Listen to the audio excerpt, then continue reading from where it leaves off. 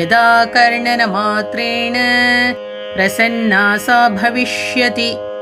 पञ्चमी दण्डनाथा च संकेता समयेश्वरी, तथा समयसंकेता वाराही पौत्रिणी शिवा।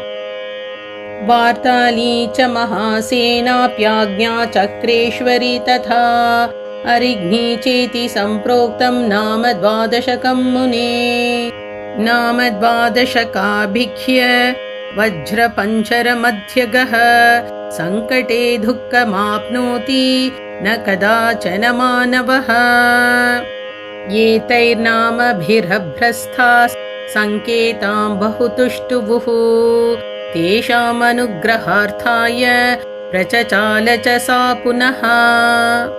इति श्रीब्रह्माण्डपुराणे ललितोपाख्याने 17 अध्याये